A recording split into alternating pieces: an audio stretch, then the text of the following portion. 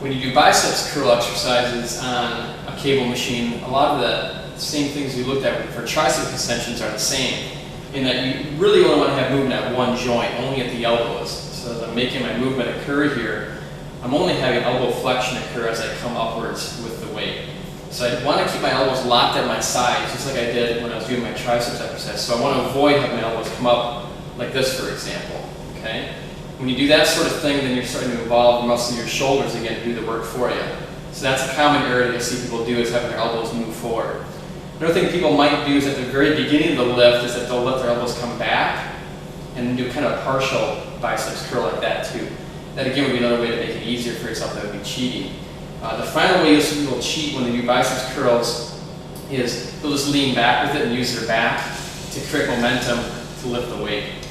The final thing you might happen to see would be again with their people's wrists, is that when I'm in this position here, that's when that weight is in some ways the heaviest, because my elbow is at the longest length here. By letting the wrist go this way or this way, I make things easier for myself too. So keeping those wrists kind of locked in a nice straight position is going to be key for making sure that the most emphasis is on your biceps.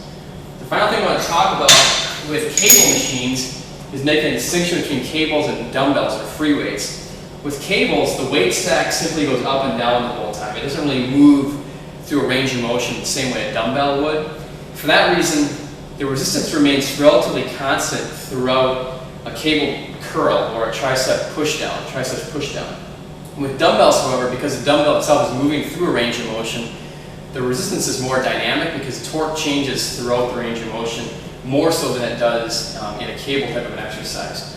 For that reason, one of the things that you'll notice when we look at dumbbells here later on is that from here to here it becomes very challenging with a cable, because you still have a significant amount of resistance in this area, because that cable and the weight stack still essentially weigh the same. There's still the same amount of torque expressed upon my body here as there is down here lower. Whereas when I have dumbbells, my dumbbells are nice and high like this, there's really very little resistance on it because the moment arm length is so short from that dumbbell to my elbow. So when you have someone do cables for the first time, you'll very frequently see that person do a nice job doing the lift correctly here. As soon as they get to here though, that's when the elbows will pop forward, because all of a sudden it's much more challenging than it is when they've done dumbbells or barbells before. So that's something to watch for when you have people do cable biceps curls. So little differences there between those and dumbbell exercises.